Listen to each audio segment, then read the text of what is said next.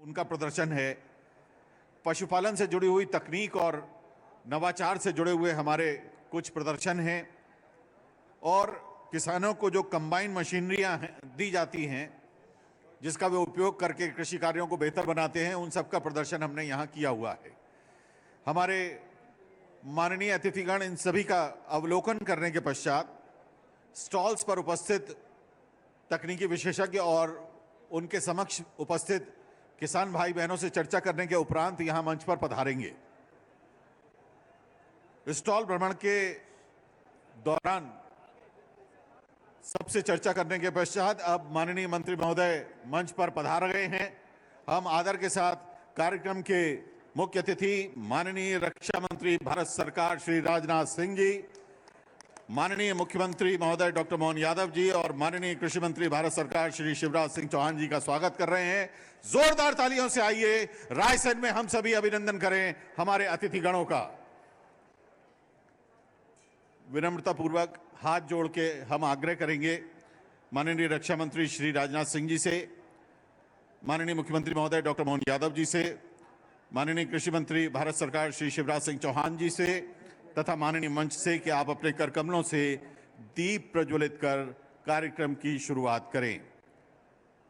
आग्रह पूर्वक आदर के साथ दैवीय शक्तियों के आह्वान का प्रकल्प ये दीप प्रज्वलन हमारे अतिथिगणों के कर कमलों से हो रहा है।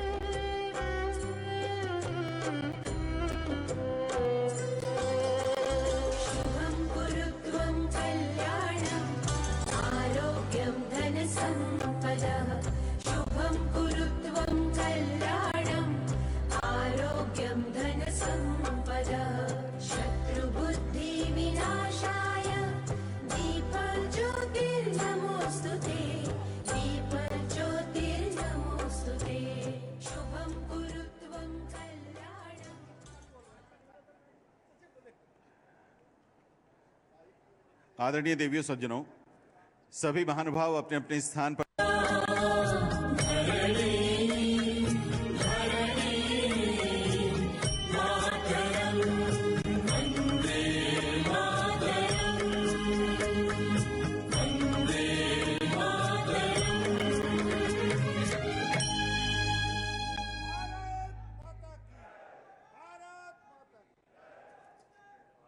बैठिए बैठिए बैठिए। बहुत बहुत धन्यवाद आपका। बैठिए प्लीज। स्वागत सीएम साहब करेंगे राजनाथ जी।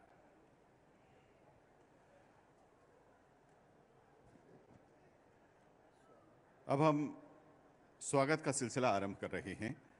मध्य प्रदेश की धरती पर पधारे माननीय रक्षा मंत्री श्री राजनाथ सिंह जी का स्वागत करने के लिए आदर के साथ आमंत्रित हैं माननीय मुख्यमंत्री मध्य प्रदेश डॉक्टर मोहन यादव जी।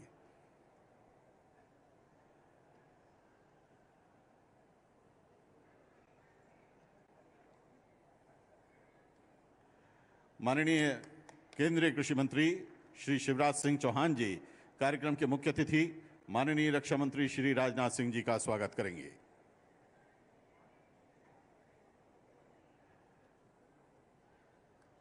माननीय केंद्रीय कृषि मंत्री श्री शिवराज सिंह चौहान जी माननीय मुख्यमंत्री डॉक्टर मोहन यादव जी का स्वागत करेंगे। आदर की इस बेला में आइए जोरदार तालियों से हम भी इस अभिनंदन में अपनी उपस्थिति दर्ज कराएं। बहुत बहुत धन्यवाद सर। सचिव कृषि एवं किसान कल्याण विभाग भारत सरकार श्री अतीश चंद्रा जी से निवेदन है कि आप माननीय रक्षा मंत्री भारत सरकार श्री राजनाथ सिंह जी, माननीय मुख्यमंत्री मध्य प्रदेश डॉक्टर मोहन यादव जी का तुलसी का पौधा भेंट करके आदरपूर्वक स्वागत करें। अब माननीय मुख्यमंत्री मध्य प्रदेश डॉक्टर मोहन यादव जी का स्वागत। महानिदेशक ICAR डॉक्टर ML जाट से विनम्र आग्रह है कि आप माननीय केंद्रीय कृषि मंत्री श्री शिवराज सिंह चौहान जी का स्वागत करें।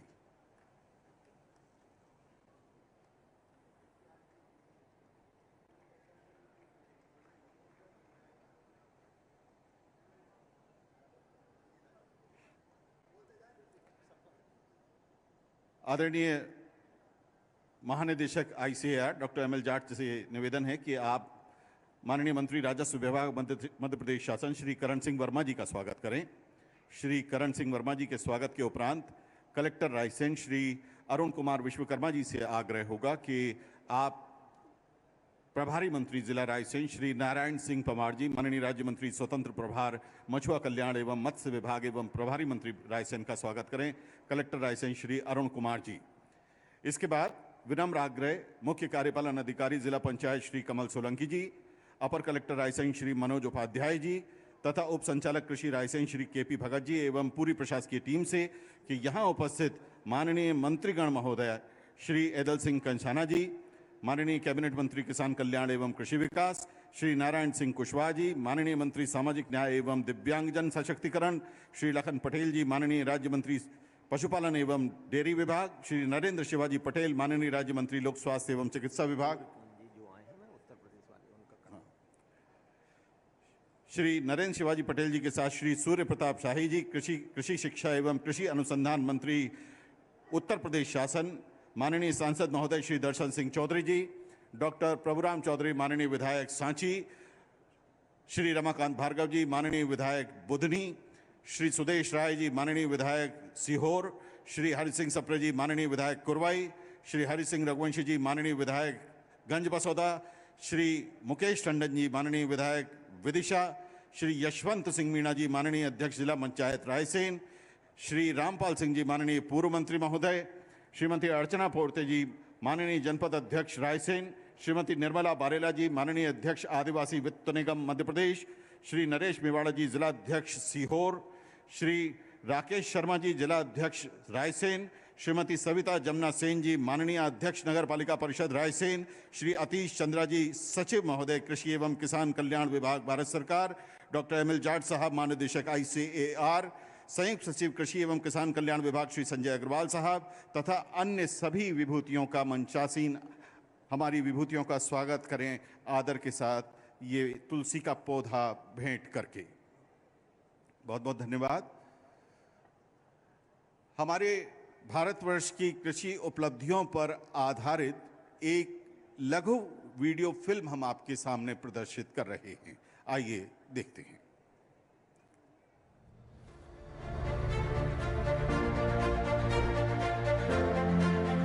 प्रधानमंत्री नरेंद्र मोदी जी का विश्वास है, अगर किसान मजबूत है तो देश अडिग है, अगर किसान आत्मनिर्भर है तो भारत सशक्त है। इस सोच ने पिछले एक दशक में कृषि को देखने का नजरिया बदल दिया है। खेती अब सिर्फ गुजारे भर का साधन नहीं, विकास की धुरी बन रही है। हमारी सरकार का साफ मानना है कि देश तभी आगे बढ़ेगा जब मेरा किसान मजबूत होगा और इसके लिए हर संभव प्रयास किए जा रहे हैं। बीते 12 वर्षों में लगातार बड़े निर्णय लिए गए हैं जिससे अन्नदाता और खेती को लाभ से जोड़ा गया है, जिसका परिणाम है कि एमएसपी पर 26 लाख करोड़ रुपए से अधिक की फसलों की खरीद सुनिश्चित हुई है, जिससे किसानों को बेहतर मूल्य मिला है और हर फसल की उत्पादकता बढ़ी है। हर किसान के खेत तक समय पर और किफायती खाद पहुंचाने के लिए उर्वरक सब्सिडी के माध्यम से महोत्सव 2026 कार्यक्रम की शुरुआत हो चुकी है। मुख्यमंत्री डॉक्टर मोहन यादव मंच पर मौजूद हैं, संबोधित करने वाले हैं। सुनिए क्या कुछ कह रहे हैं। यशस्वी प्रधानमंत्री नरेंद्र मोदी जी के सरकार के एक तरह से सूत्रधार माननीय भाई साहब उस समय भारतीय जनता पार्टी के राष्ट्रीय अध्यक्ष होते थे। सच में कल्पना करो कि अगर उस समय के राष्ट्रीय अध्यक्ष और उस समय आपने उनको प्रमोट किया प्रधानमंत्री करके, वाकई पूरे देश ने 360 की तरह बदल गया। जोरदार दोनों हाथ ऊपर करके जोरदार ताली बजा के अभिनंदन करें यशस्वी रक्षा मंत्री हमारे वरिष्ठ नेता माननीय राजनाथ सिंह जी का। सच में भाई साहब आपका 2-4 महीने में दूसरी बार रायसेन में पधारना और 2 बड़ी बड़ी सौगात। पहले रेल का कारखाना आपके माध्यम से आया था, जब ताली बजाए तो ऐसी बजना चाहिए। शुभंकर है भाई साहब, वाकई में अद्भुत रूप से। बीता वर्ष हमने रोजगार वर्ष के नाते से मनाया था और रोजगार में भी रेल भी वंदे भारत अत्याधुनिक ट्रेन का वो कारखाना और गजब है आपकी वो रक्षा यूनिट रेल का भी उत्पादन कर रही, रेल के डब्बे बनाने का। आमतौर पर पहले तो एक डिपार्टमेंट एक तरह से काम करता था, अब ये बहुउद्देशीय तरीके से काम करने का नया दौर है। और सच में हम सबके वरिष्ठ, आप भाग्यशाली हो, मैं भी भाग्यशाली हूं। हमारे भारत सरकार के कृषि मंत्री, जोरदार ताली बजा के शिवराज सिंह जी भाई साहब का अभिनंदन करें। वाकई हमारे बीच आप 6 बार सांसद, 6 बार विधायक, हमारे यहाँ 12 साल में सिंहस्थ होता है, कुंभ का स्नान होता है, खूब आनंद आता है। जोरदार ताली बजाए हमारे अपने नेता के। आप और लगातार सभी प्रकार से जिस भी काम में हाथ डालो, भगवान की दया से सफलता की पहचान शिवराज सिंह चौहान। जोरदार ताली बजाए हमारे अपने नेता के लिए। सारे कामों को लिए किसी भी क्षेत्र में काम दे दो, सफलता के साथ काम करते हैं। और वाकई आज का ये कार्यक्रम पूरे मंच के लिए समय की कमी है, मैं सब हाथ जोड़ के सबका अभिनंदन करता हूं। आप भी ताली बजा के अभिनंदन कर दे भाई साहब को अगले कार्यक्रम में जाना, माननीय रक्षा मंत्री जी के लिए। इसलिए सीमित समय है, लेकिन हम सब तो आज यशस्वी प्रधानमंत्री के नेतृत्व में जिस प्रकार से देश की दुनिया के सामने छवि बन रही है, और वाकई अद्भुत है मंच आज का। एक तरफ सीमा पे जवान और उसके रक्षा मंत्री हमारे बीच माननीय राजनाथ सिंह जी, और खेत में किसान, दोनों का मान सम्मान बराबर है। यह आयोजन आज दोनों की गरिमा बढ़ाने वाला है। हमारे लिए सौभाग्य की बात है, आज सीमा पर भी देश सुरक्षित है और हर क्षेत्र में किसान के माध्यम से भारत का मान बढ़ रहा है, सम्मान बढ़ रहा है। अब खाद्यान्न उत्पादन में भी देश दोगुना निर्यात कर रहा है। ये भारत सरकार का कमाल है। जोरदार ताली बजाओ। दोगुना निर्यात किसको कहते हैं? कांग्रेस के जमाने में खाने के गेहूं भी आयात करने पड़ते थे, और 60-70 के दशक में तो कांग्रेस के नेताओं के माध्यम से देश ने कहा कि खाने के लिए तकलीफ है तो उपवास के मार्ग पे ले जाए गए।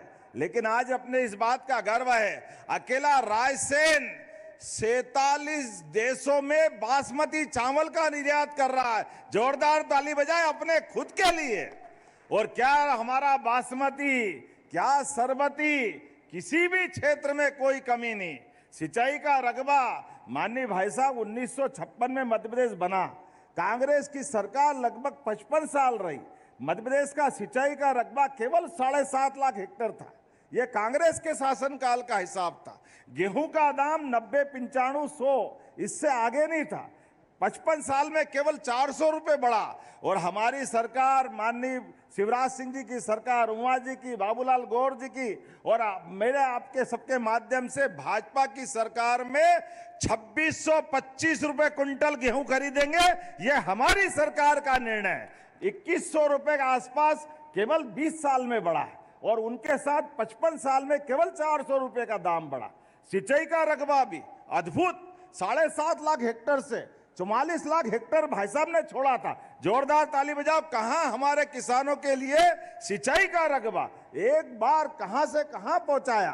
बिजली दिन में मिल रही है, उस समय रात में नहीं मिलती थी। बोलने के लिए तो बहुत देर तक बोल सकते हैं, लेकिन हमारे लिए यशस्वी प्रधानमंत्री का भी जोरदार ताली बजा के अभिनंदन करें श्रीमान नरेंद्र मोदी जी का, जिनके माध्यम से किसान, महिला, गरीब, युवा, ये जो 4 श्रेणी अलग अलग प्रकार से विभक्त की है, और हर वर्ग के लिए वही काम कर रहे हैं। जैसे ये प्रदर्शनी का अद्भुत पंडाल है, ऊपर से देख रहे थे तो ऐसा लगा नया नगर बस गया।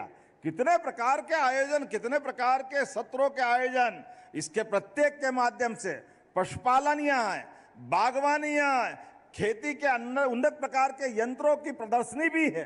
सारी चीजें जोड़ करके सच में हमने पूरा वर्ष किसान कल्याण वर्ष मनाने की घोषणा की है, और उसके माध्यम से भारत सरकार के आधार पर ये जो प्रदर्शनी का विस्तृत रूप बना है, ये वाकई उसकी पूरी हनुमान जी के विशाल रूप की तरह ये हमारे लिए विराट रूप दिख रहा है, जिसके माध्यम से किसान कहां कहां किस किस क्षेत्र में काम कर सकता है। वाकई ये अद्भुत है। तो मेरी अपनी ओर से मध्य प्रदेश की धरती पर माननीय राजनाथ सिंह जी भाई साहब का भी अभिनंदन है, माननीय कृषि मंत्री जी का भी अभिनंदन है। वो सचमुच पूरे आयोजन के लिए हम सब मिलकर के आयोजन की मूल भावना के अनुसार अलग अलग क्षेत्र के प्रत्येक क्षेत्र का लाभ मध्य प्रदेश के लिए उठाने के लिए कृत संकल्पित रहेंगे। तो अपने सब भाइयों बहनों के माध्यम से जितने भी प्रकार से यहाँ प्रत्येक सत्र में शामिल हो और इष्ट मित्र जितने जो जहां हैं उनको बुलाकर दिखाने का भी ये 3 दिन तक का मेला चलने वाला है। मैं एक बार फिर इस पूरे आयोजन के लिए माननीय कृषि मंत्री जी को भी, माननीय राजनाथ सिंह जी भाई साहब को धन्यवाद देता हूं और उम्मीद करता हूं विकास का ये पैमाना लगातार चलता रहेगा। मेरे साथ प्रेम से बोलो भारत माता की, भारत माता की। बहुत बहुत धन्यवाद। बहुत बहुत धन्यवाद माननीय मुख्यमंत्री डॉक्टर मोहन यादव जी। कार्यक्रम में अब बहुत आदर के साथ आमंत्रित हैं माननीय रक्षा मंत्री भारत सरकार श्री राजनाथ सिंह जी। जोरदार तालियों से आइए अभिनंदन करें। माननीय रक्षा मंत्री महोदय अब अपने आशीर्वचन हम सभी के साथ बांटेंगे।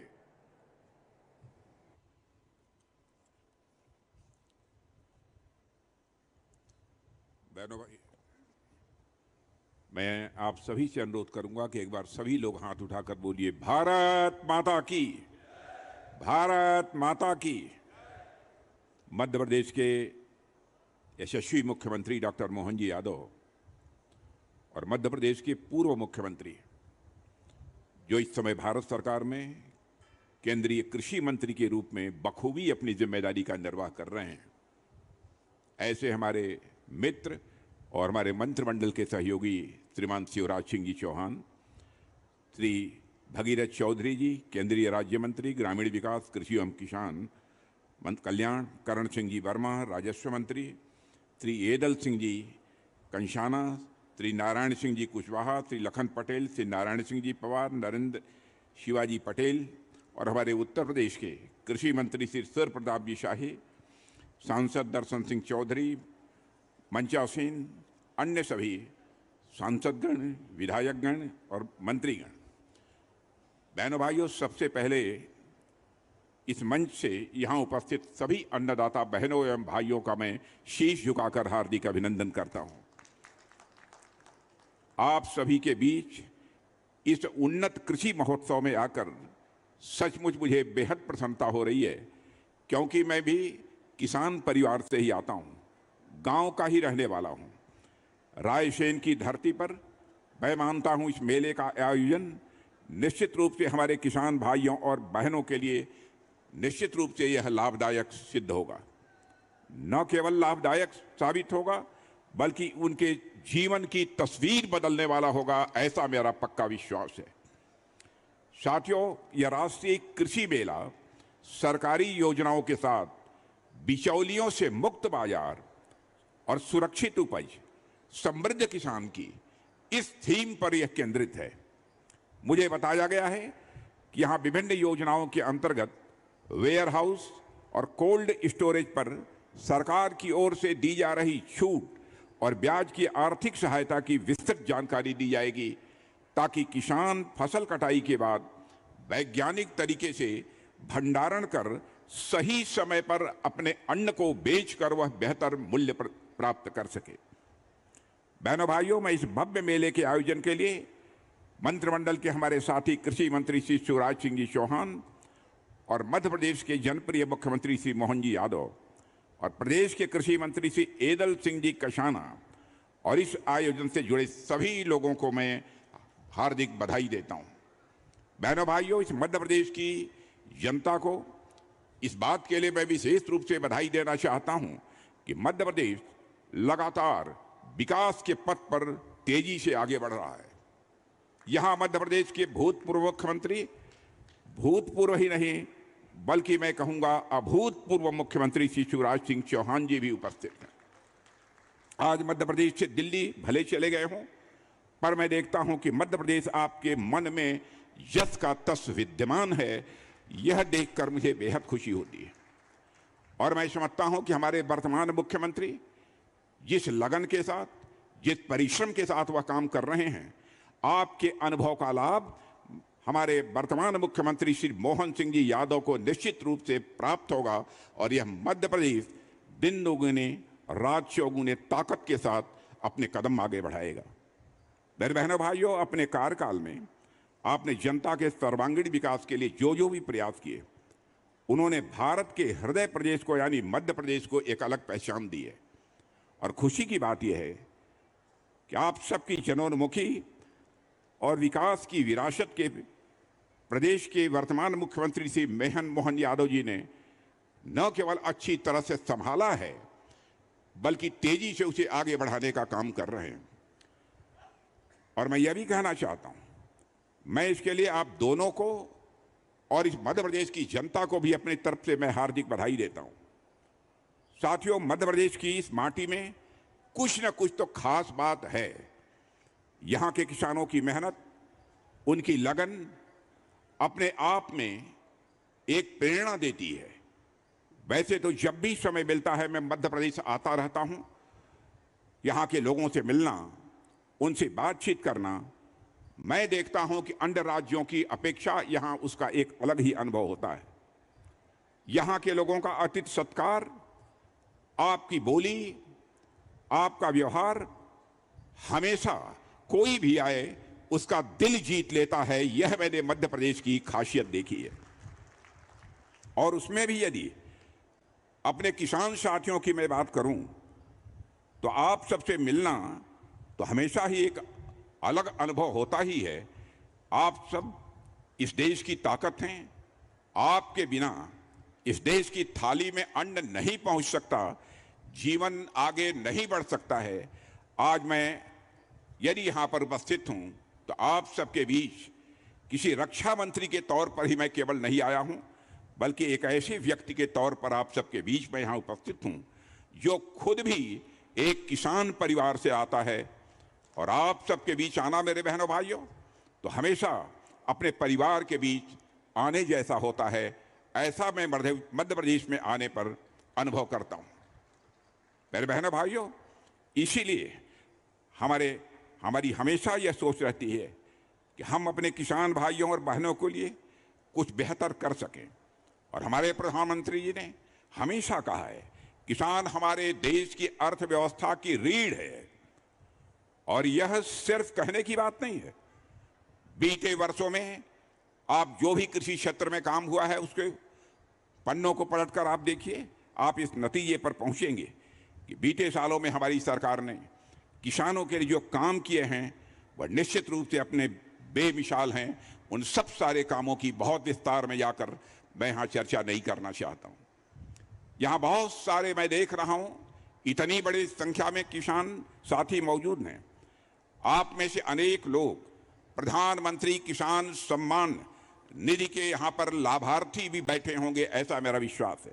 और इस योजना के तहत हर साल हमारे साथियों के बैंक खातों में 6-6 हजार रुपये डाल जाते हैं।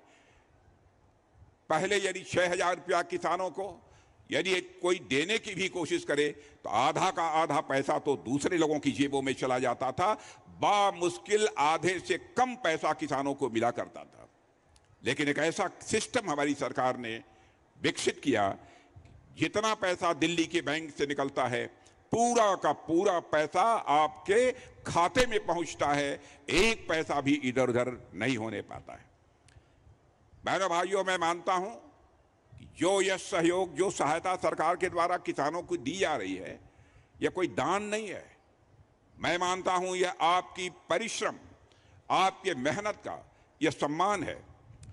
यह पैसा इसलिए दिया जाता है ताकि आप बीज खरीद सकें, आप खाद खरीद सकें, आप अपने खेतों में कोई भी जरूरी काम जो करना आवश्यक हो वह कर सकें। बहनों भाइयों, अब तक इस योजना के तहत हजारों करोड़ रुपए सीधे किसानों के खाते में गए हैं, बिना बिचौलियों के, बिना किसी झंझट के। यह आप सभी किसानों के प्रति हमारी सरकार की तरफ से एक कृतज्ञता है। और इसी तरह प्रधानमंत्री फसल बीमा योजना भी सरकार द्वारा किसान भाइयों को दिया गया, मैं मानता हूं यह सामान्य उपहार नहीं है, बल्कि यह अनमोल उपहार है। और हम यह समझते हैं खेती का काम जोखिम भरा काम है। कभी बारिश कम हो जाए, कभी बारिश अधिक हो जाए, कभी ओले पड़ जाएं, कभी कीड़े लग जाएं। पहले जब ऐसी स्थिति आती थी तो किसानों की कमर टूट जाती थी और कई वर्षों के लिए हताशा और निराशा के दौर से किसान गुजरने को मजबूर हो जाता था। लेकिन अब सरकार ने फसल बीमा योजना को बहुत ही पहले के अपेक्षा मजबूत किया है। अब कुदरती आफत से आपकी फसल यदि खराब हो जाती है तो उसके बदले में आपको मुआवजा मिलता है और ये मुआवजा सीधे आपके खाते में आता है। और मैं समझता हूं यह किसी भी किसान के लिए बहुत बड़ी राहत है, या कोई छोटी राहत नहीं है, या कोई सामान्य राहत नहीं है।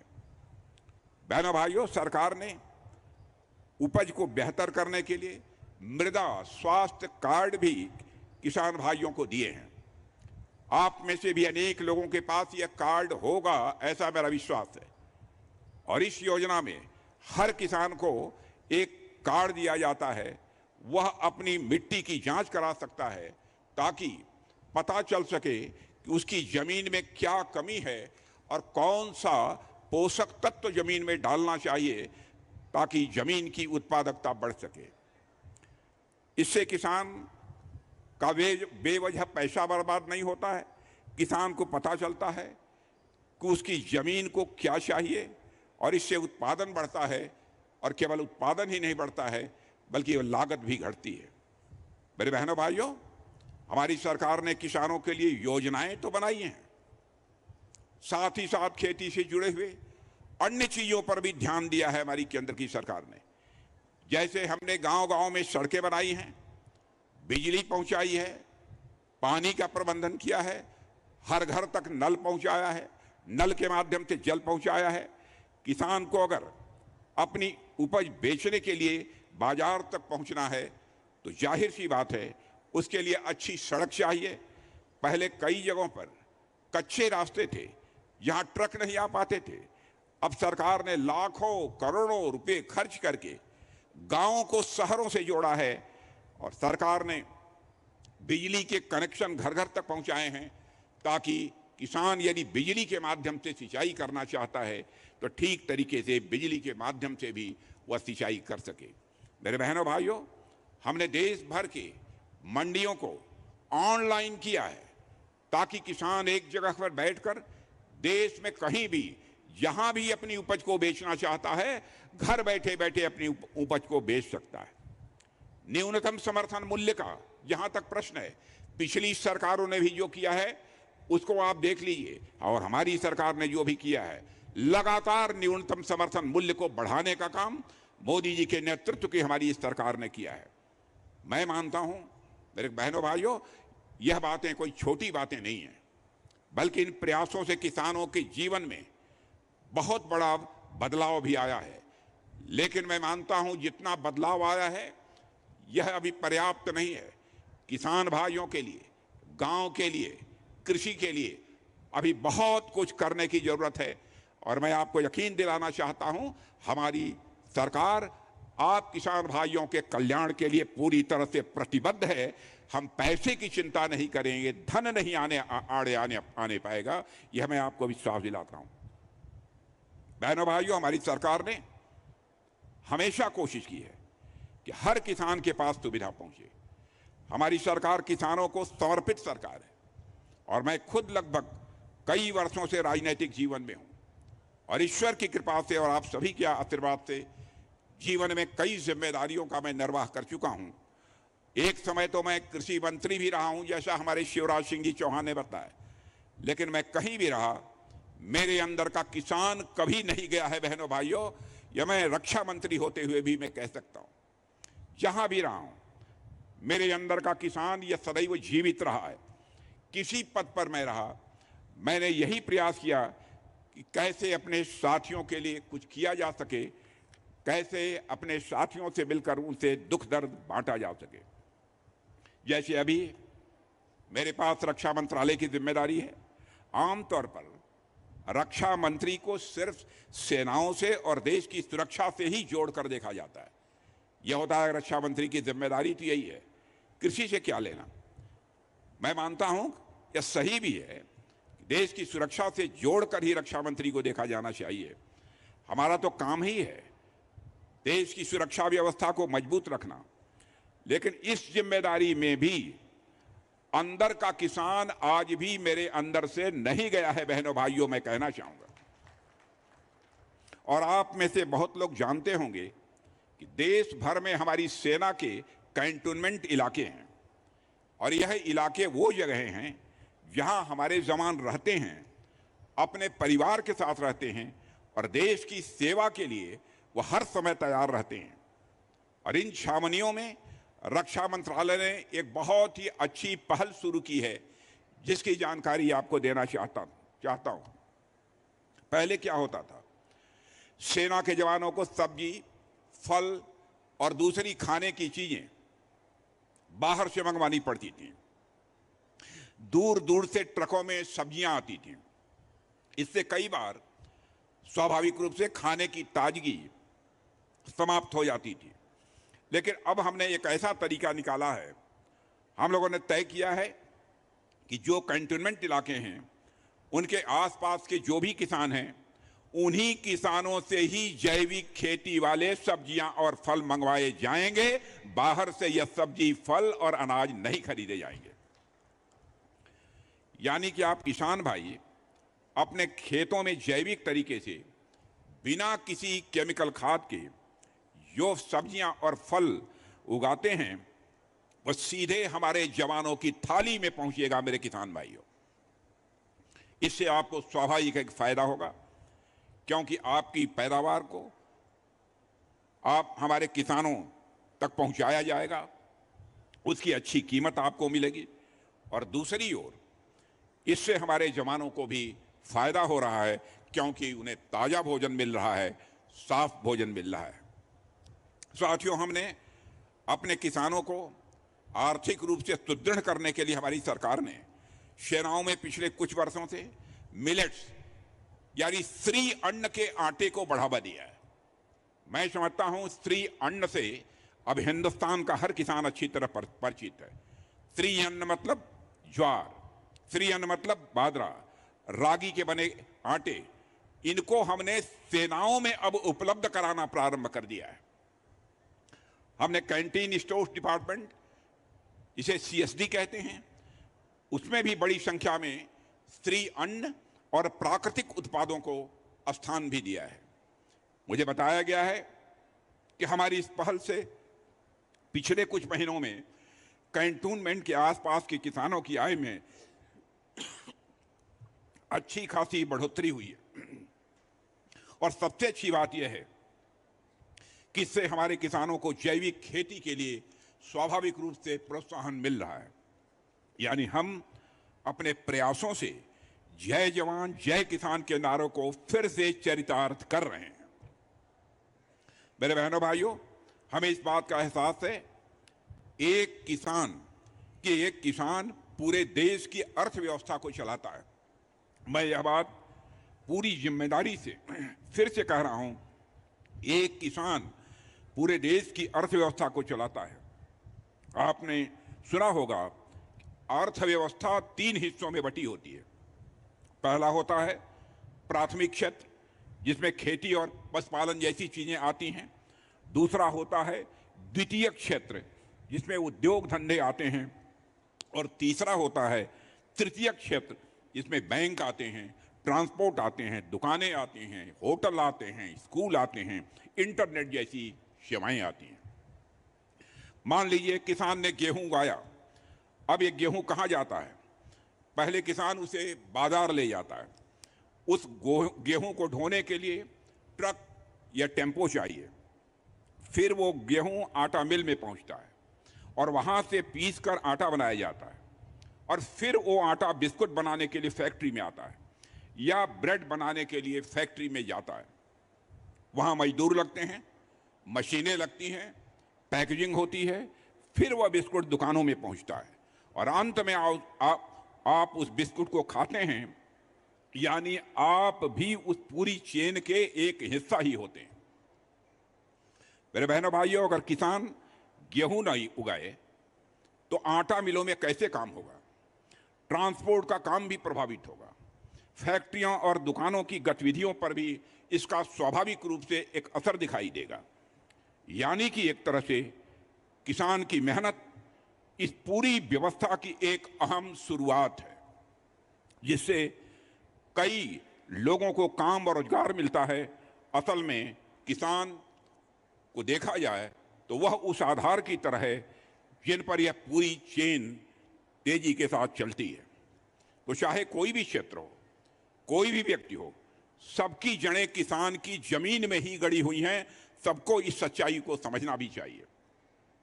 इसलिए मैंने कहा है, किसान सिर्फ अन्न नहीं उगाता है, वह पूरी अर्थव्यवस्था को उगाता है, वह रोजगार को उगाता है, वह उद्योग को उगाता है, वह सेवाओं को भी उगाता है।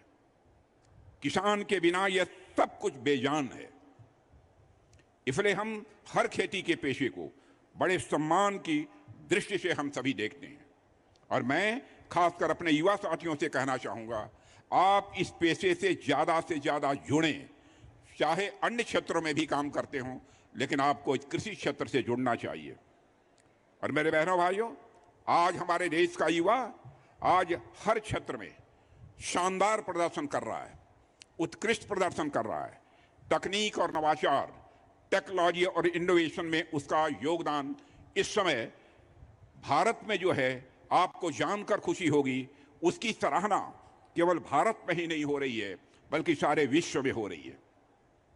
और यह गर्व की बात है कि भारतीय हमारा नौजवान वैश्विक स्तर पर अब अपनी पहचान बना रहा है। लेकिन यह भी आवश्यक है, जितना ध्यान सर्विस, स्पेस और अन्य क्षेत्रों पर दिया जा रहा है, उतना ही कृषि क्षेत्र पर भी दिया जाना चाहिए। अक्सर खेतों की पारंपरिक और कठिन कार्य खेतों में काम करना यह समझा जाता है, जबकि आज इसे आधुनिक तकनीकों के माध्यम से अधिक सरल और लाभकारी बनाया जा सकता है। इसमें भी कहीं दो मत नहीं है। साथियों, युवाओं के पास, नौजवानों के पास ज्ञान भी है, ऊर्जा भी है और इनोवेशन यानी नवाचार करने की क्षमता भी है, जिसमें कृषि की ओर भी मोड़ने की आवश्यकता है, इसे कृषि की ओर भी मोड़ने की आवश्यकता है। ड्रोन हो, सेंसर हो, मोबाइल तकनीक के जरिए खेती को स्मार्ट बनाया जा सकता है। आजकल खेती के कामों में ड्रोन का उपयोग किस तरीके से हो रहा है, प्रत्यक्ष आपने अपनी आंखों से देखा होगा, न देखा होगा, एक डेमोन्स्ट्रेशन के रूप में यहां आपको देखने को मिलेगा। जैसे मिट्टी के नमी की जानकारी, मौसम का पूर्वानुमान और फसलों की निगरानी तकनीक के सहारे की जा सकती है, यानी टेक्नोलॉजी के सहारे की जा सकती है। इसके अलावा बिना मिट्टी के खेती, छतों और बागवानी जैसे नए प्रयोग कम संसाधनों से अधिक उत्पादन संभव बना रहे हैं। इस समय यह सारे देश में यह सिलसिला चल रहा है। मेरे किसान भाइयों, खाद्य प्रसंस्करण, फूड प्रोसेसिंग भी मैं मानता हूं एक महत्वपूर्ण क्षेत्र है। यहां कच्चे उत्पादों को मूल्यवर्धित करके अधिक लाभ कमाया जा सकता है और साथ ही स्टार्टअप संस्कृति के माध्यम से युवा सीधे उपभोक्ताओं तक उत्पाद पहुंचाकर बिचौलियों की भूमिका को भी हमारा यह नौजवान कम कर सकता है। और इन सब की भी पर्याप्त जानकारी इस मेले में, जैसा मुझे बतलाया गया है, आप सबको दी जाएगी। आप सब वह जानकारी प्राप्त करें, यह मैं आप सभी से अनुरोध करना चाहता हूं। मेरे बहनों भाइयों, कुल मिलाकर मुझे कहना हो तो मैं कहूंगा कि कृषि क्षेत्र में अपार संभावनाएं हैं। यदि हमारा गांव का नौजवान इसमें जुड़ता है तो स्वाभाविक रूप से नवाचार बढ़ेगा, नई नई तकनीकें विकसित होंगी, किसानों की आमदनी में वृद्धि होगी और देश की अर्थव्यवस्था स्वाभाविक रूप से सशक्त होगी, मजबूत होगी। और हमारी सरकार भी हर संभव सहयोग देने के लिए पूरी तरह से तैयार है। मैं देश के किसान भाइयों को यह आश्वस्त करना चाहता हूं, हम प्रतिबद्ध हैं ताकि खेती आने वाले समय में गर्व का विषय बने और हमारे किसान पूरी आन बान और शान सम्मान के साथ जीवन जी सकें। यह हमारी सरकार का एक संकल्प है। मुझे विश्वास है कि इस पुनीत प्रयास में बाबा महाकाल की कृपा बनी ही रहेगी। और आप सबका आशीर्वाद बना रहेगा। और फिर से मैं आप सबको धन्यवाद करता हूं कि आप सबने मुझे यहां पर आमंत्रित किया है। और शिवराज सिंह जी चौहान एक कृषि मंत्री के रूप में मैं देखता हूं किस तरीके से केंद्र में वो अपनी जिम्मेदारी निभा रहे हैं। बहनों भाइयों, लंबे समय तक यहां के मुख्यमंत्री रहे हैं, कई तरह के विभागों की जिम्मेदारी उन्होंने संभाली है, बखूबी संभाली है, लेकिन आपने वैसे तो काम करते हुए उन्हें कृषि मंत्री के रूप में नहीं देखा होगा, लेकिन संसद में जब सांसद सवाल पूछते हैं तो उसका जवाब देते हुए आपने शिवराज सिंह जी चौहान को देखा होगा। और मैं कह सकता हूं कि जिस स्मार्टली, एक स्मार्ट व्यक्ति की तरह, जैसे लगता है कि बहुमुखी प्रतिभा का कोई व्यक्ति हो, जिस तरीके से वह जवाब देते हैं उसकी सभी लोगों के द्वारा प्रशंसा की जाती है। मैं समझता हूं रायसेन संसदीय क्षेत्र की जनता के लिए यह गौरव का यह विषय होना चाहिए। मेरे बहनों भाई, मैं ईश्वर से प्रार्थना करता हूं कि आपके खेतों को हरा रखे यह परमात्मा, और तथा देश का पेट भरने का जो पुण्य आप कमा रहे हैं उसे दिन दूनी और रात चौगुनी उसमें वृद्धि हो। इसी आशा और विश्वास के साथ इस महोत्सव की सफलता की कामना करते हुए और आप सबको धन्यवाद देते हुए अपना निवेदन समाप्त करता हूं। आप सबको बहुत बहुत धन्यवाद। बोलिए भारत माता की, भारत माता की। धन्यवाद। बहुत बहुत धन्यवाद। माननीय रक्षा मंत्री भारत आदरणीय श्री राजनाथ सिंह जी। विनम्र आग्रह आदरणीय सचिव कृषि एवं किसान कल्याण विभाग भारत सरकार श्री अतीश चंद्रा जी तथा संयुक्त सचिव श्री संजय कुमार अग्रवाल जी से कि आप माननीय रक्षा मंत्री श्री राजनाथ सिंह जी को स्मृति चिन्ह भेंट करें। मध्य प्रदेश के सांची स्तूप की प्रतिकृति माननीय रक्षा मंत्री महोदय को विनम्रतापूर्वक भेंट। इसके बाद हम निवेदन करेंगे महानिदेशक ICAR डॉक्टर ML जाट साहब को कि आप आएं और मध्य प्रदेश के यशस्वी मुख्यमंत्री डॉक्टर मोहन यादव जी को स्मृति चिन्ह भेंट करें।